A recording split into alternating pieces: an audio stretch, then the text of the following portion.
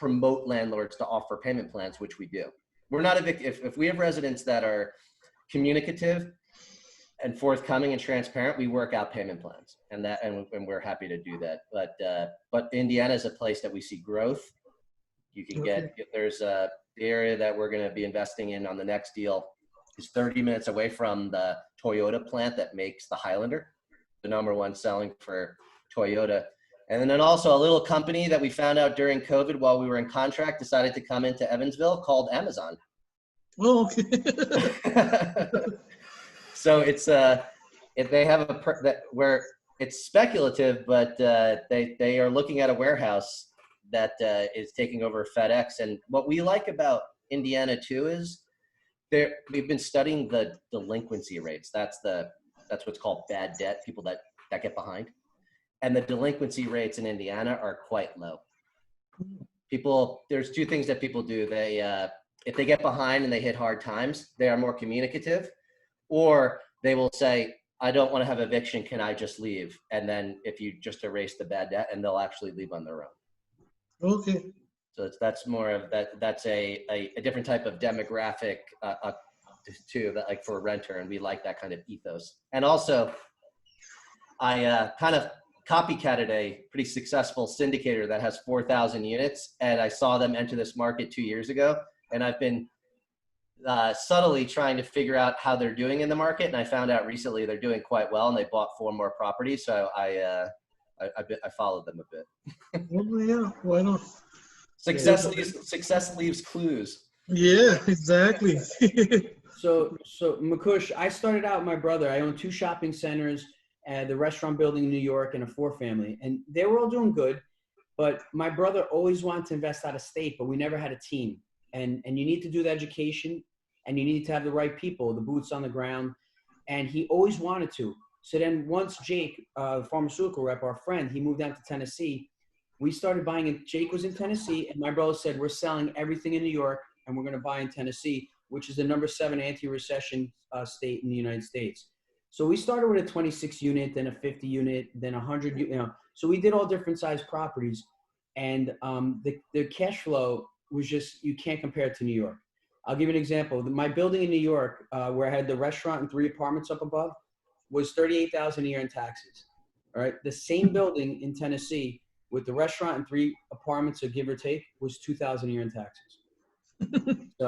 So you can make money in Tennessee. Where in New York, you're making money, but you don't realize how much money you're making in the other states where there's more opportunity. It's the same thing in Massachusetts. When I was looking in the Boston area and the concentric circles outward, a lot of investors are very happy to make no money and just park their money into buildings and feel good about walking over to it and kicking it and that they have it. I mean, there is appreciation, so they make money at the end, but there really is no cash flow. That's what we were doing in New York. We bought the shopping center 1.2 million. It was worth, it got up to 1.5, 1.6. We bought it right. It was cash flowing okay. And we put too much money, but we needed to park the money, Chris. Like you said, I wanted an investment. So I looked great on paper. And that's when I get older, I was saying, hey, I'll sell it when I'm older, cash out, 1031 to another deal or whatever, So that's, we were able to build a plan. What do you think of Pittsburgh? It's a market that is, I always have pawns out there that I'm playing very long games on, but I don't like to get distracted by too many markets because I want to know my market. Yeah. When I enter Pennsylvania, which we will next week, and then I move there, I would say that Pittsburgh is an area that is definitely on my radar. Because my son lives there, is a lawyer, and he started off by getting a multifamily even before he bought his own house. And I was telling him about you guys this morning. He's very interested, but he's golfing right now. But he's already done that, and he says his multifamily is basically paying itself. Awesome. And paying the mortgage of the house that he lives in. Awesome. Yeah, I started to record this, so I'll put this up on the chat. I started late. The first 20 minutes I didn't, or 10 minutes I didn't record. But this is the gist of it. I want you to, ask those hard. I want you to ask us those hard questions of like, how can I lose my money? Or it's an investment, and we want to. Have you guys done a bad deal? Yeah, I've had a flip. I've had 2 flips for myself. I don't flip single family homes anymore, but I've had a couple that the expenses were too much, and I didn't get my price, and I lost like 10 grand. But I've never had a multifamily deal go bad. I have 7 full cycle multifamily deals under our belt over the last 10 years. So they've all been successful. Some I were projecting the returns that I project now, anywhere from 12 to 16 or 17% annualized over 5 to 7 years. And on a few, we've hit massive home runs, like 90% returns in 2 years. It's been crazy. It's been good to us. We are professional operators. That's where we stand out. A lot of the syndicators out there, I think they get the excitement of buying the deal. We obviously, there's excitement in getting the deal, but that's when our work begins. We are operators by trade. I bring my technology background to the operations of our multifamily. It's a business. Each building is its own business. You have staff. You have different characteristics about every business. You have marketing, personnel. You have reputation management, community development, and then managing your staff, your teams, and motivating them. So it's we take pride in it in all the disciplines. Yeah. So me, as far as that, in multifamily, I haven't. In New York, we had 2 shopping centers. One I also bought at 1.5 million up in LaGrange. It was a beautiful building. I was a young guy. I didn't want my brother and father to buy it because I didn't like the people up in LaGrange. Money, if you'll notice LaGrange, New York, money doesn't move. Dr. Gupto, no.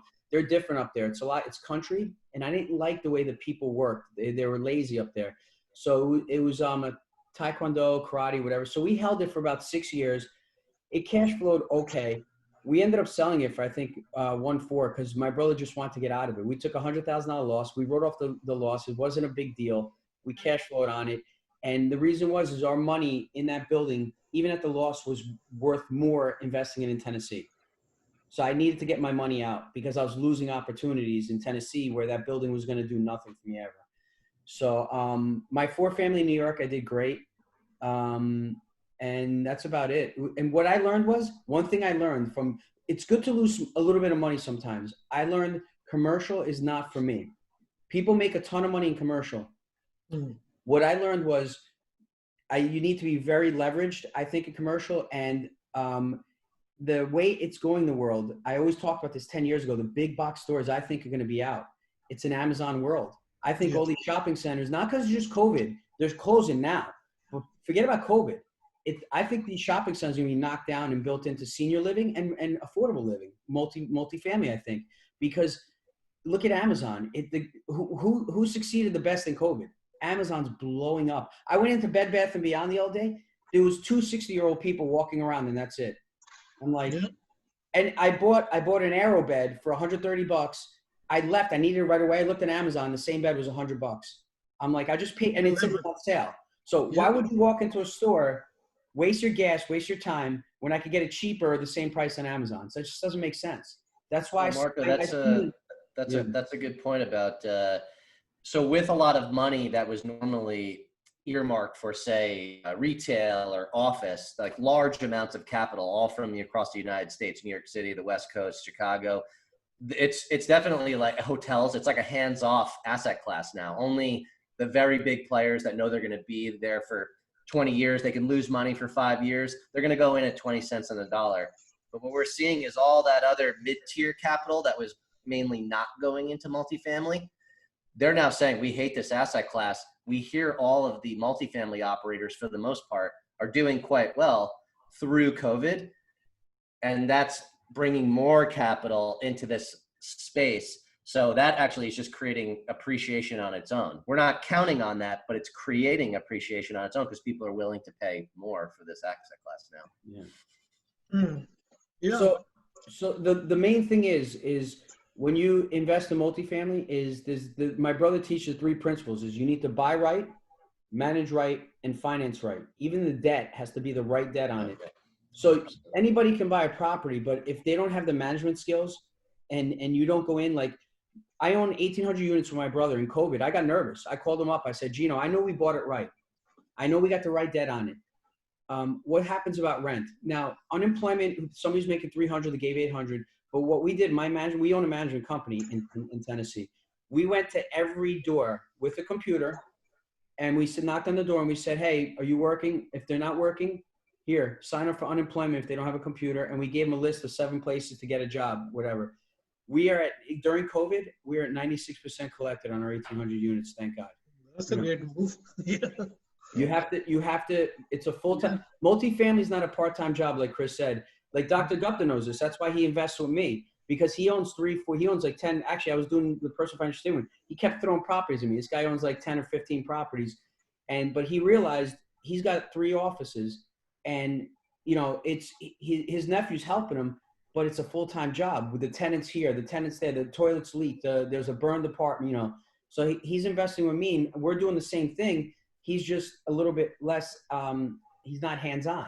So it's the same returns, the same this and the same that, but it's investing with the right operators who are doing it full-time as a job. Yeah.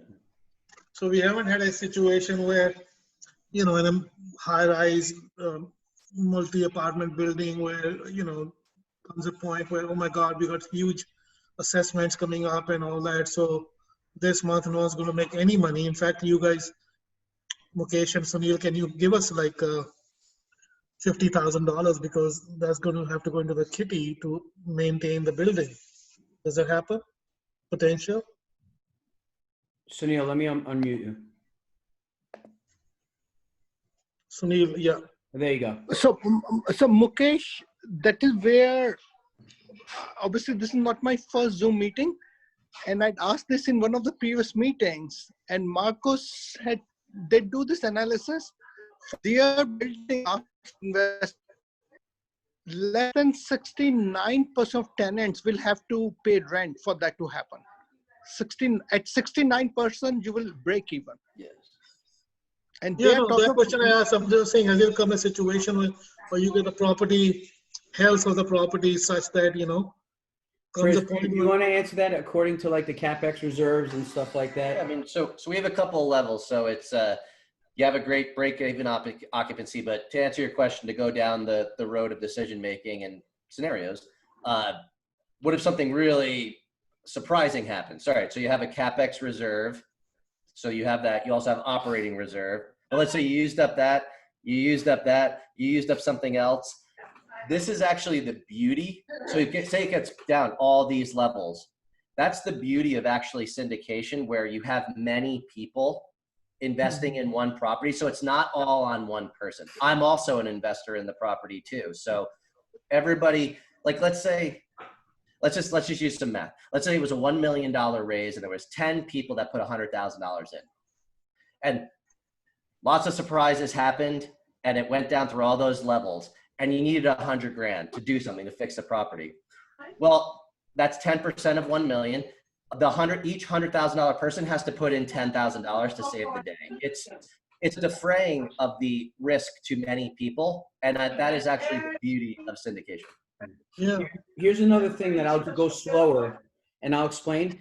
So all these accounts that we have, like the capital expenditure, the CapEx, we call it capital actually took the registration for the property. One second. So that's like, okay, if for roofs or for whatever. And then you have, we also have a bottom line where, okay, in this account, we always need 50,000 here just in case. So whatever the rents come in and you have your rental income, say it's at 100,000, we pay out 50,000 at a draw, and we always keep the bottom line in every account at 50,000. Or if this property's bigger and needs 100,000, we always have a bottom line where if something happens, okay, we can use that, but then we'll build that bottom line back up to make sure we never have a capital call and the CapEx budget's there and the 69% vacancies there. So you need about 3-4 protections because you don't want to have a capital call. No, we've never had to do a capital call, but in transparency, you're an analytical person. As a programmer, I need to hear what that scenario looks like. So that's how it would work. But yes, we put protections down the line so that you don't get there. Good. Yeah, like worst case, I was telling Dr. Cushing, I was talking to a little while ago. I'm like, our properties, thank God, are doing amazing. But I said to Dr. Cushing, we put these protections in place. Once you're in a good property, you're getting your cash flow every month, whatever the percentage is. Some give 8, some give 30, but God forbid something happens and it goes to 75%, like the end of the world's come. So you just don't get paid. You don't have a capital call, but you don't get paid for 6 months. Big deal. The property's still appreciated. It's still doing well. Then 6 months later, we fill the vacancies. You Craigslist, this management company. If I got to go to the property, I fly to property. I'll stay there 2-3 weeks. I'll fill the vacancies myself. You know. Yeah. So then once you get it back up, after 6 months, you start draws again. Just as long as we built the protections not to lose money and not to have capital calls, being in a good deal is being in a good deal, you know. So and the debt is important too. When you create the right type of debt, you're not forced to sell or refinance in many cases too. Like in the York, Pennsylvania deal, we're doing something called hybrid debt, which is fixed for 7 years, but at the end of 7 years, the rate does go up to a floater rate, but you're not forced to sell. So what would happen is we have a 20-year term, so we don't have to sell for 20 years. If like the timing of the market is wrong at that moment, you're not forced to do anything. And then if you do take on a different type of project where say you're doing heavier lifts, you make sure that you have what's called enough runway on the loan. You never want to take on a loan that says you have to refinance in a year. Here's another thing that I like to tell people, because I didn't know much. Everybody's a beginner unless you really educate yourself every day about this. So I've been doing this 20 years, but I'm still learning every day. One thing, I invest in stocks, not a lot. I treat stocks like Mohegan Sun to me. I believe it's a lot of, it's like Madoff and Enron. So I like stocks, but you make $10,000 in stocks, you're paying taxes on that. You really made only $7,000. You make $10,000 in passive income from real estate, you're keeping the $10,000 tax-free with the tax benefits and all that. So one of my older friends, he used to always invest in real estate and invest in stocks, not a lot. I would ask him, why do you like real estate so much? And he would say, one thing he said to me, he goes, Marco, I like to buy wood and brick instead of fake paper. Mm-hmm. So yeah, you could get rich off the stock market, but I mean, you got to, it's just like there's a lot of high risk in it too, unless you're buying the really good stocks like GE or whatever, So I don't, that's why I always found more security in owning an asset that, this is the word Chris would use, you're owning an asset you can control. You can drive the NOI, the net operating income, by raising rents. You can hold it in bad times. Stocks, you're not in control. You're in control of all of a sudden there's a tidal wave in Japan and destroys everything, and that stock just tanked. So it's one little thing that happens locally. You would invest most of your income, you'd say, like in your portfolio of investments, like 95% is real estate, you would say? I own 10% of stocks. That's it now. I used to own a lot of stocks in 2000. My wife has stocks. My wife has stocks because of, she has a 401k where they match basically like 10% of her salary. So that's good. But everything else is real estate for me. And I'll put it up. We have a free education coming up in September. I introduced my cousin Sunil, the EQRP, which your 401k and IRA, you can penalty-free transfer it over to an EQRP, and you can invest in multifamily without the penalty, without the paying tax on it now. And Dr. Gupta just did it. He'll explain to you what it is. So if you really want to get into the game without your liquid money, your IRA that's in the stock market that I call the roller coaster, that's up and then down and then up, which is okay. Just you got to know when to play with it. You can take some of that. You don't have to take it all. Say you have 400,000. You could take 200,000, roll it into an EQRP, a qualified retirement plan. And it's like a self-directed IRA, but better, because self-directed IRA, you have to be careful. If you sell in 2 years, you pay capital gains now on it instead of deferred, which EQRP solves that problem. That is phenomenal, Paul. I did not know. I've been thinking of doing something like that, and because there's a lot of cash lying in there, which I could pull out, but I was afraid as soon as I take 200K out, I'm going to pay 30%, 40% taxes. You know what's funny? I'm going to joke around. You're doing so well in life. You probably don't even need that money. My parents, I'm going to give you a story. My mother and father, immigrants from Italy. I need money. No, you don't need that money. Watch, I'm going to tell you why. Because you have investments and you have all this stuff. My mother and father, immigrants from Italy. Okay, they came when they're 16 years old. They did phenomenal. My father didn't go to college, bought real estate. They had about 700,000 in their IRA, and they had the restaurant building and this and that. And all of a sudden it crashed and it went down to about 400 or 350,000. So I told my mom, I said, Mom, you guys got to talk to me in Gino. She goes, that's okay. That money was for you guys anyway. We don't need it. I said, you just lost my money. So now you're I'm not kidding. So a lot of people, you do well in life. Yeah, you need that money, but you're doing other stuff. So then if you could take, say you have 500,000, if you could take 250 and leave 250 in the stock market, maybe put 250 into real estate, you can get into the game without your cash liquid money. So you could take some of the money out from there and not have to pay taxes on it and use it towards a real estate project. Yes. Correct. So, and then Dr. Gupta just did it. He has all the info. I'll actually put the EQRP video up on the What's Up so you guys can watch it. And we're going to do another free education in September on it. So my cousin will be there. So then Mukesh, what you got to do is invite friends like that would be interested in that, because that's a good way, like lower risk. You could put 50, once you get the EQRP, by the way, you can invest in gold, silver, and many other assets, not just real estate. Like Kiyosaki says, gold and silver. I think Sunil is going to buy some gold. So, but the thing is, you get a checkbook. You are in control of it now. So you could get your feet wet with $100,000. So when do you pay tax on that money, EQRP? When do you pay? Because you've taken it. I'm not sure on that. I don't want to give the mic. I would ask my cousin, but I think it's deferred later on. I think, Chris, right? Yeah, it's deferred. What's the ethos of it is supposed to be that you're not getting taxed right now, so that you reinvest it and somewhat compound it. Okay. So more liquidity to invest more to make more. There's always a day you have to pay the tax man. Yeah. But we kick it down the road so that one day it's not a big deal. That's right. Sounds good. I mean, that's good to know. Really good to know. And Marco, I'm setting up a meeting with your cousin as well, so that I can get the nuance of my wife, Kara. She has a 401k. I know she could do that, but there is like a stipulation. I don't know if they'll keep on matching, and the matching is big. But I need to find out that nuance. But why do you think they match? Because they got you. They want you. It's worth it for them to match. That's why. Yeah. They don't want you to succeed with it. Well, the thing is that they'll match up to 10%. So she can do 10% of her salary. They'll give that 10. So we have essentially 20% of her salary going in, which is pretty good. So what you have to find out is, if say she has 300,000, are you allowed to take out 150? Is that what you're trying to find out? Yeah. Right now we have about, in that account, there's about $500,000. And that's a good question. Like, can we take a half of that while sustaining the benefit?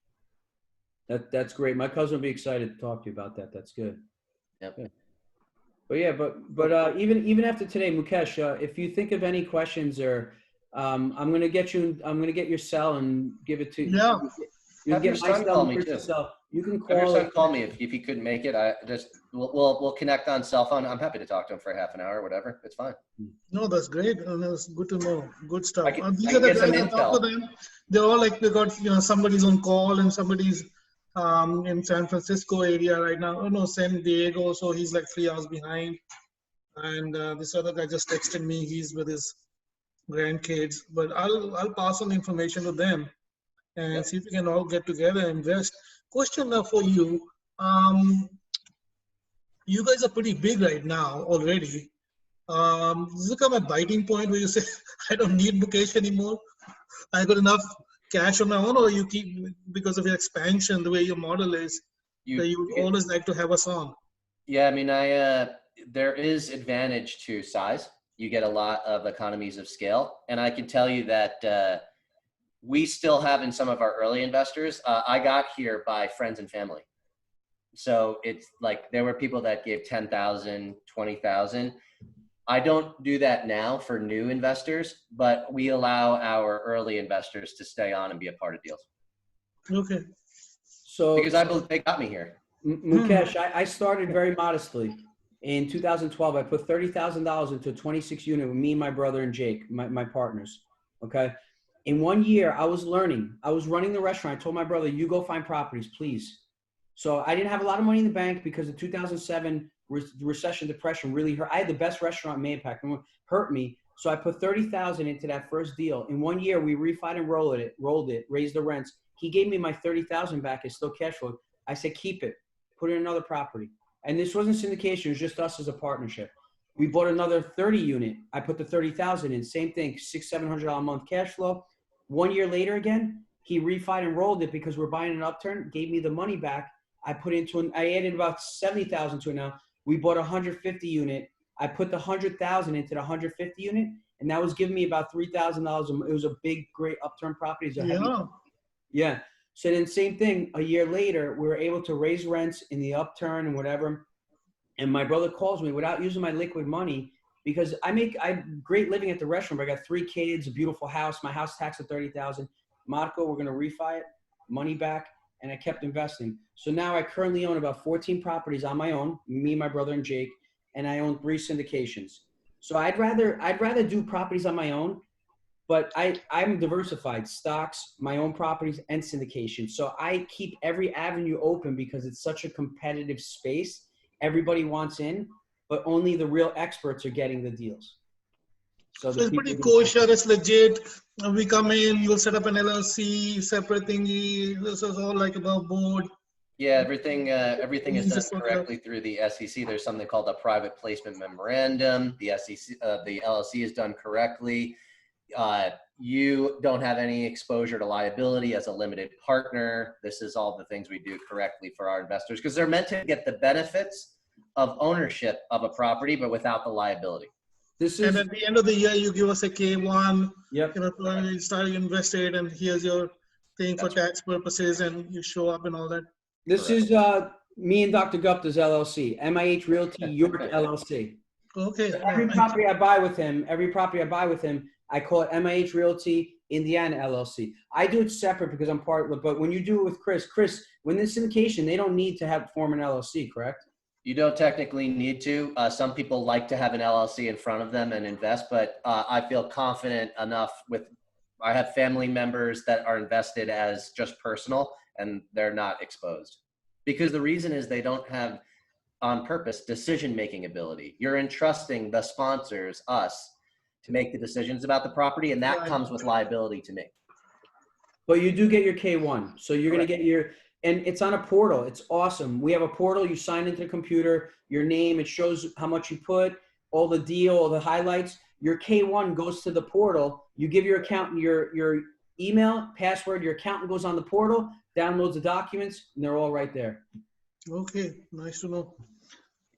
Is your and wife, for the pleasure, for you know, obviously you are putting in the sweat equity and all that, so you get something out of that. What's your, like, for managing the property? Yeah, what are our profit centers? Number one, we invest in the deal. So we are actually 2 people in the deal. We have our money acting like yours, getting returns on it. But how we make money as sponsors are, there's a few profit centers. We get an acquisition fee, and that's built into the deal. Like all the numbers that are projected for an investor are based on that fee being in there. So that's one. Then we get a percentage of the cash flow, and then we get a percentage of the exit as well. And we also have incentives for us. So say we've projected that we're going to get a 15% return every year, annualized. When we sell, we'll annualize out to 15% on 5 years. What we would say is, if we go over 20% annualized, now the splits go 50-50. And you as an investor are like, I don't care, 20% annualized is great. So then that incentivizes us to go find properties that can meet those and exceed, and push the limit on getting the returns. Okay. And then we also have an asset management fee that's like a small piece. But all the numbers that we show to investors are net of all that. Okie dokie. Sounds good. All right. Mukesh, so there's a lot of little, like, I just want to meet you today. There's a lot of little details that we need to be very transparent and honest with. And there's like too much to cover in one call, because I don't want to we don't want to rack your brain, and it's not, we don't want to make a stressful situation, because it's a great situation. So like what we'll do is we have free educations. Once in a while on the What's Up, I'll put up a cool video that explains all the scenarios of returns of things like he just said, just so you slowly learn it and you actually like it. Because if we throw everything at you all at once, you're gonna be like, oh, this is too much. I know. My guru is this guy, Gupta. That's right. I wined and dined Dr. Gupta for like 2 years before I let him invest. I know. He keeps me. I ask him the questions, tough questions, and he. We actually saw the Denmark exit. Oh yeah. Dr. Gupta will tell you, listen, don't worry, just invest. That's it. Yeah. Yeah. But So Mukesh, I hope this was useful. useful. Very, very useful. Yeah. You know what? You have to meet the people, see their faces to know, are these good Yeah. people, bad people? That is Yeah, my yeah. gut feeling. For sure. And then obviously you can create a CV like to whatever, but you need to be a good performer. No, definitely. Have a This good is not track like record. trivia that we are playing with. The decent money and hard-earned money, and look for investment and nice returns on it. For sure.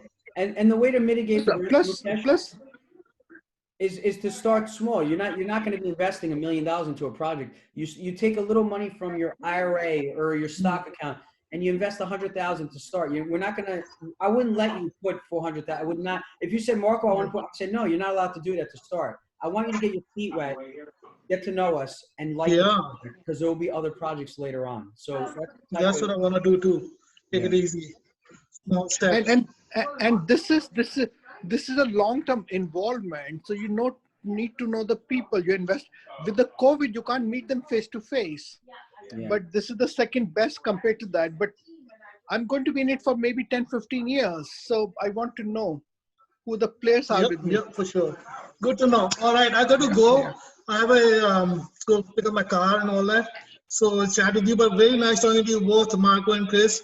Learned a lot from you today, and I look forward to. Yeah. And Marco, if you could forward the Zoom, because the other three guys who did not could not join, they'll be asking Mukesh a lot of questions. Yeah. Yeah, I'll put this I'm going to put this recording up on the WhatsApp. I recorded it on the app. And then Mukesh, we're going to have a video for the deal the third week of September. I'm going to put that up on the WhatsApp also, the Zoom. I want you guys to come on. It's going to be a great. Dr. Kushner told him he's got to join too, so there'll be a lot of great people on there. Okay. Okay. Absolutely. All right, guys. Thank you so much. Appreciate it. Thank you, Chris. Thank you, Marco. Yeah. See you, Mukesh. Yeah. Talk to you, Sunil. Bye. Sure. Bye-bye.